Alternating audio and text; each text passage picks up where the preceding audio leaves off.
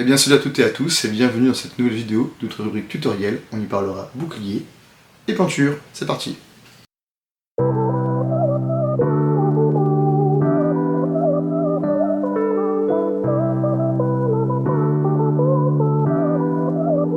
Alors, commençons par placer les besoins et les objectifs de cette vidéo. Durant 10 ans de pratique, j'ai possédé pas mal de boucliers, notamment quelques-uns en contreplaqué pour des raisons financières, aussi parce que c'était des équipements que je jugeais consommables. Et puis plus récemment, j'ai acquis des boucliers en planche de reconstruction, qui sont finalement pas plus lourdes que les boucliers en contreplaqué et qui tiennent bien plus longtemps. Mon bouclier Viking en planche l'a acquis en 2016 et il vient de mourir là, début 2024. Donc, pourquoi de nouveaux boucliers? Eh bien parce que depuis quelques temps, je suis en train de graviter autour de Lost, cette communauté de reconstitution archéologique qui est quand même plus axée sur l'archéologie expérimentale en France, et puis qui est grandissante, que je vous invite à rejoindre, et qui a un besoin d'être au plus précis des sources, en tout cas au plus précis de ce qu'il nous est possible de reproduire. Parmi ces kits, je reconstitue celui d'un noble aristocrate grand moravien du 9e, 10e siècle, et dans la vidéo précédente, j'avais montré comment fabriquer un fourreau en se servant de sources iconographiques notamment. Et bien aujourd'hui, on va continuer sur le même projet en peignant les boucliers. J'ai fait faire deux boucliers par un très talentueux artisan, qui est Shield with History, je vais vous mettre son lien dans les commentaires par là en dessous, et qui m'a fait plusieurs boucliers, notamment un bouclier franc, mon bouclier que j'utilise pour mon kit transjurassien du XIe siècle, et puis ces deux boucliers qui sont destinés à ma tenue grand-moravienne, mais pas seulement, puisqu'ils sont aussi compatibles avec ma tenue russe, et puis avec une tenue khazare qui est plus de l'évocation, une évocation qui est assez qualitative au niveau des objets. Voilà, comme les objets sont un peu plus en termes de datation et de géographie qui sont un peu plus étendus, disparates, on va quand même plutôt la qualifier d'évocation. Alors ce qui est très intéressant dans les boucliers khazars, russes et puis plus largement slaves, grand moraviens, c'est qu'il y a très peu de métaux utilisés dans la grande majorité des boucliers. On va pouvoir s'appuyer notamment sur l'article de David Sribin sur son projet Forlog. Il a fait un super article qui décrit beaucoup de sources. Je vais vous le donner aussi en commentaire, c'est un super blog, allez voir. On peut voir dans la grande majorité donc, des boucliers qui vont être faits en bois, mais aussi en osier, et bien qu'on puisse en douter, l'osier c'est très résistant, ça s'adapte parfaitement au combat. S'il l'utilisait à l'époque, ça marche aussi pour nous, puisqu'on a des armes non tranchantes. Bon, moi j'ai fait deux boucliers en bois, qui sont des boucliers convexes, avec donc des lamelles de bois, pour le bouclier rond, qui vont revenir de manière horizontale et latérale en faisant plusieurs couches, qui vont être collés en quadrillage comme ça. C'est assez résistant, c'est plutôt léger, hein, c'est même super léger. Et puis le second, ce sont des planches qui sont chevillées entre elles et qui forment un dôme, donc c'est un bouclier ovale. Alors une fois qu'on a défini ces projets de bouclier, il fallait retrouver bien évidemment quelle peinture on allait faire dessus, mais surtout, en premier lieu, quel symbole allait être réalisé. Pour le bouclier ovale, c'était assez simple, on a pas mal de boucliers ovales qui sont représentés dans les iconographies, dans les sculptures, notamment celui que j'ai choisi, qui est sur une sculpture en ivoire de la période ottonienne. Vous pouvez voir plusieurs gardes avec leur bouclier ottonien. Et j'en ai choisi un à point, qui correspond aussi à certaines symboliques de la tapisserie de Bayeux et puis à d'autres enluminures. Donc ça va me permettre de l'utiliser à la fois pour du Xe siècle grand moravien, mais aussi pour du XIe siècle. Pour le second motif, c'était beaucoup plus compliqué, puisqu'on a très peu d'iconographie ou de sources qui nous montrent des boucliers grand moraviens, des symboles. J'ai pas mal cherché, j'ai pas trouvé ce que je voulais. Les boucliers khazars, pareil, on a plusieurs représentations, et celui que j'ai choisi, c'est une enluminure russe, donc cette enluminure russe, où on peut voir un combattant manier un bouclier rond et une lance à cheval, qui nous fait penser un petit peu à Captain America. C'est pas pour rien que j'ai choisi ce symbole, un petit dédicace à mes amis Brynhild et Sigvard et à tous les acteurs de cette formidable saga, qui était le camp du château de Montmirail. Capitaine Vidan en action était assez incroyable, donc voilà, aujourd'hui je possède moi-même cette relique sacrée. Alors une fois qu'on a choisi le symbole de notre bouclier, il va falloir le peindre. Donc pour ça, il faut faire des recherches crédibles sur quel type de peinture on va utiliser. On pourrait très bien aller sur une peinture qu'on trouve dans le commerce, de l'acrylique, etc. C'est ce que je fais pour mes boucliers sportifs, notamment c'est comme ça que je peins les boucliers que je vais utiliser en mystère dans mon full target, sous les couleurs de ma troupe, de mon clan, la Fenris Sulfar, de mon équipe de combat. Et puis notre alliance Vinirlag, là on va partir sur de l'acrylique, ce qui nous permet d'avoir tous exactement la même teinte pour le même motif.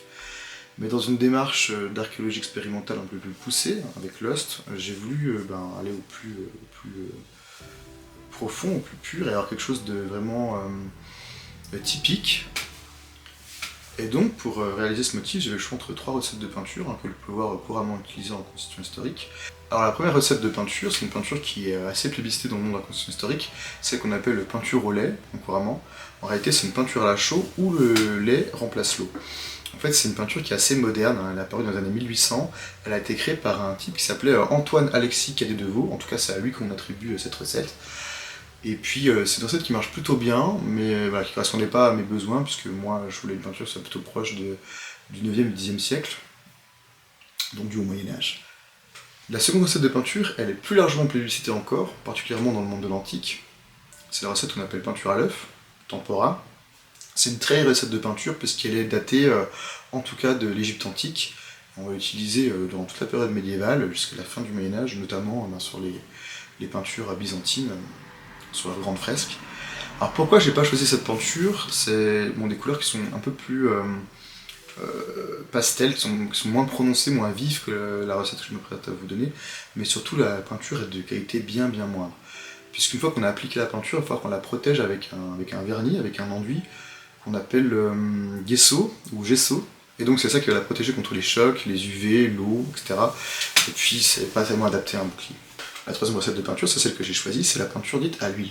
Alors pas n'importe quelle huile, c'est de l'huile de lin pressée à froid. Et attention, c'est très important, il faut que ce soit de l'huile de lin pressée à froid et non pas une huile qui a été chauffée. Cette huile de lin, elle va nous servir à fixer la peinture sur une base de farine. Et en fait, pour la rendre imperméable, on va ajouter de l'oxyde de fer. Donc c'est quand même un procédé de production, un procédé industriel qui est un petit peu plus élaboré, mais on peut bien imaginer quand même que dans une époque où on forge des épées, des cottes de mailles, des casques, des lances, donc on va extraire du minerai, on va le transporter, on va le fondre, et puis ensuite on va le marteler, le forger pour en faire des armes. On a quand même une industrie qui est assez organisée, et puis là, un bouclier c'est pas n'importe quel objet, quand même utiliser une peinture qui tient, notamment pour les campagnes militaires, les déplacements, les combats bien sûr, mais simplement la météo, les conditions de stockage, et puis aussi pour que ça reste assez vif, et puis que de loin ça soit assez imposant. Donc il y a toute cette dimension qui fait que je ne pouvais pas choisir la peinture tempéra qui était beaucoup trop claire et puis qui tenait pas suffisamment longtemps. Alors notamment pour faire mon choix, durant mes recherches, je suis entré en contact sur les recommandations de David avec un de ses amis avec qui il était en colocation. Il s'appelle Jacob, alors son pseudo c'est Léo Johnson je crois. Et lui, c'est un académicien qui est spécialisé donc, dans l'art médiéval et qui fait des recherches sur les peintures, leur mode d'application. Et puis là, donc, dans le cadre de ses travaux, il a fait plusieurs expérimentations archéologiques dans lesquelles il a produit cette fameuse peinture. Il y a un de ses articles que je pourrais vous mettre en commentaire aussi si ça vous intéresse, vers ses travaux. Donc avec toutes ces recherches, j'ai pu mettre au point une recette qui est en fait assez proche de ce qui se fait encore aujourd'hui, et même qui est très à la mode aujourd'hui, parce que c'est une peinture qui est écologique, qui a des super vertus, qui tient super bien, notamment en extérieur, et qui coûte très peu cher. Cette peinture, c'est bien sûr la peinture suédoise. Alors cette peinture, vous pouvez trouver plusieurs recettes sur YouTube, il y a plein de tutos, c'est vraiment très proche, il y a peut-être un peu moins d'oxyde de fer, mais surtout vous pouvez la trouver dans le commerce. Il y a des super marques de peinture qui vendent des peintures qui sont très proches historiquement de ce qui se faisait, donc pour ça, ça vous évite de faire vous-même votre peinture, c'est un gain de temps aussi, alors c'est un peu plus cher, mais pour moi la démarche était quand même moins intéressante, et puis ce qui est intéressant quand vous faites votre propre peinture, c'est que vous pouvez doser les pigments, et vraiment créer votre teinte. Et ça c'est quand même assez chouette. Puis après c'est quand même vous qui l'avez réalisé. C'est assez gratifiant. Afin de réaliser cette recette, il faudra vous munir d'un mètre ruban, d'un crayon de papier ou d'un charbon, d'un fil et d'un pic, d'huile de lin pressée à froid,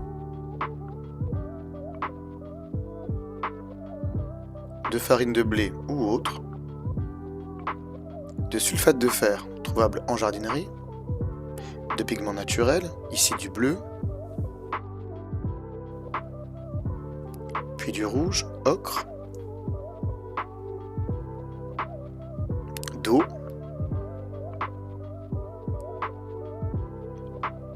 et bien évidemment d'un pinceau. Pour réaliser 1 litre de peinture, il faudra 100 g de farine, 1 litre d'eau, 200 g de pigment, 10 centilitres d'huile de lin et 3 cuillères à soupe de sulfate de fer. La première étape va consister à réaliser le motif. Pour ceci, je vais placer un repère au centre du bouclier, à équidistance des 4 côtés. Je prends donc mon mètre ruban afin de réaliser les mesures. Il est désormais temps de dessiner mon motif. Pour ce faire, je réalise un prototype de compas en reliant mon crayon à mon pic à l'aide d'un fil, et tracer le cercle en maintenant l'ensemble.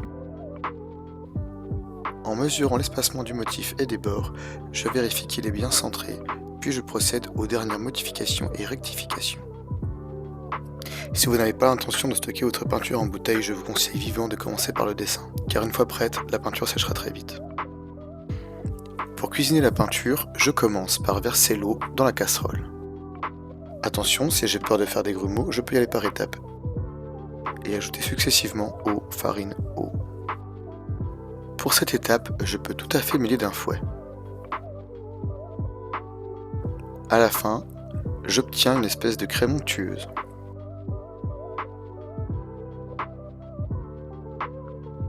Je la laisse ensuite chauffer juste avant qu'apparaissent les premiers signes d'ébullition. Je viens ensuite ajouter une partie du pigment, puis le sulfate de fer qui est un élément important de la recette. C'est en effet lui qui rendra la peinture imperméable.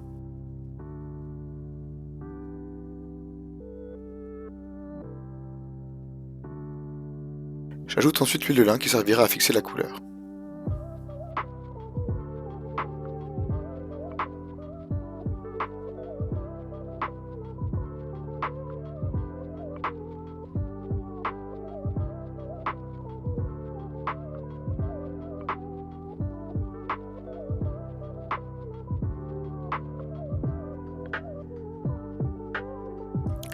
Enfin, j'ajoute le reste du pigment et dose jusqu'à obtenir la teinte souhaitée.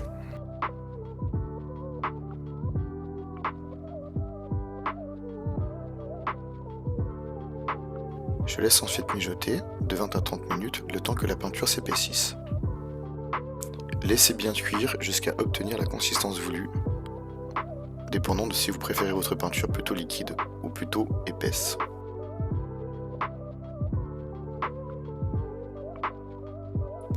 Il est désormais temps d'appliquer la peinture, et ce qui est vraiment intéressant avec cette recette, c'est de voir que la qualité de la peinture est égale, voire supérieure aux grandes peintures des grands magasins, pour un investissement pécuniaire moindre.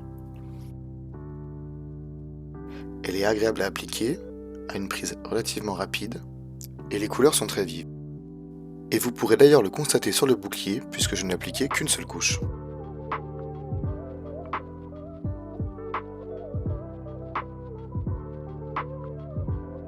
Après avoir repris les bords et les derniers détails au petit pinceau, l'application de la dernière couleur est enfin terminée, il ne nous reste plus qu'à retourner en cuisine. Et retour en cuisine. On reprend la recette depuis le début, mais cette fois-ci, on y incorpore le pigment bleu.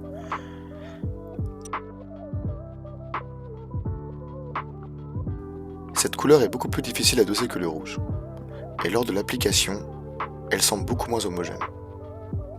Je note qu'une fois sèche, la peinture est vraiment imperméable, puisque lorsque quelques gouttes de bleu sont tombées sur le rouge et que je les ai épongées, le rouge n'a absolument pas bougé.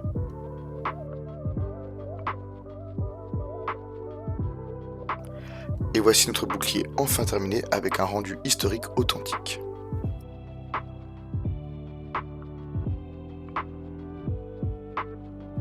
J'ai utilisé la même recette pour mon second bouclier et pour le blanc du carbonate de calcium.